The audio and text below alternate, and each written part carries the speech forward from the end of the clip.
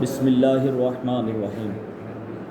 অদ্য জামিনপ্রাপ্ত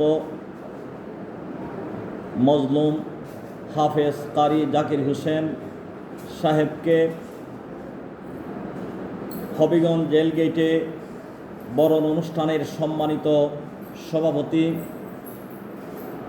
চুনারুঘাট হাজি আলিমুল আলিয়া মাদ্রাসার সুদক্ষ প্রিন্সিপাল হযরতুল আল্লামা একে আফসার আহমদ তালুকদার সাহেব, উপস্থিত আহলে সুন্নাত ওয়াল জামাত ও ইমাম মুয়াজ্জিন কল্যাণ পরিষদ হবিগঞ্জের সম্মানিত নেতৃবৃন্দ,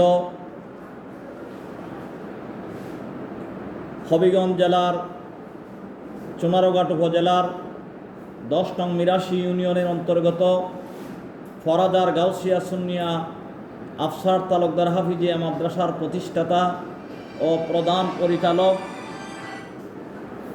হাফেজ জাকির হোসেনকে একই গ্রামের ফাঁকিমিয়ার মেয়ে, ফাঁকিমিয়ার নষ্টা এক চরিত্রহীনা এক মেয়ে শারমিন আক্তার নামীয় এক যুবতী মিথ্যা ধর্ষণ অপগর্ভ ধারণ করানোর অপবাদে অভিযোগ চুনারুঘাট থানায় দায়ের করে।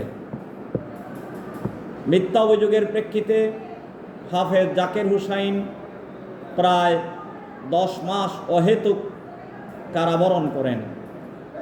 সেই নষ্টা মেয়ে শারমিন আক্তারের সন্তান প্রসবের পর চুনারুঘাট থানা কর্তৃপক্ষ হাফেজ জাকির হোসেন, শারমিন আক্তার ও তাহার সন্তানের ডিএনএ টেস্ট ঢাকা মালিবাগে সম্পন্ন করা হয়।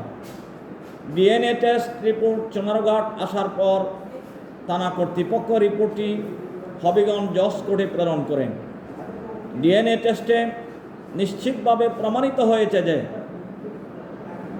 এই নষ্টা মহিলা, চরিত্রহীনা মহিলা শারমিন আক্তারের প্রসবকৃত সন্তান হাফেজ জাকির হোসেনের ঔরসজাত সন্তান নহে।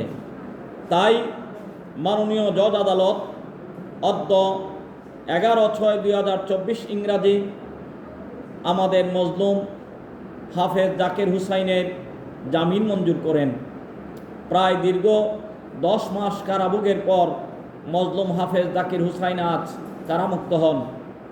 আহলে সুন্নাত ওয়াল জামাত হবিগঞ্জ জেলা শাখার পক্ষ থেকে আমি মোহাম্মদ শহীদুল ইসলাম, সভাপতি অত্র সংগঠন ও সহকারী অধ্যাপক হাজি আলিমুল্লাহ আলিয়া মাদ্রাসা এবং আমাদের ইমাম মুয়াজ্জিন কল্যাণ পরিষদ হবিগঞ্জের নেতৃবৃন্দ আজকের কারামুক্ত হাফেজ জাকির হোসেনকে ফুলেল শুভেচ্ছায় সবাই বরণ করি। আমরা তাকে বরণ করে নেই। সর্বদিকে তিনি সত্যবাদী প্রমাণিত হওয়ায় আহলে সুন্নাত ওয়াল জামাতের পক্ষ থেকে আমি সভাপতি হিসাবে তাকে সত্যবাদী উপাধিতে ভূষিত করলাম। সাথে সাথে চরম মিথ্যাবাদী অভিযোগকারীদের ও ষড়যন্ত্রকারীদের প্রতি তীব্র ঘৃণা ও নিন্দা জ্ঞাপন করলাম।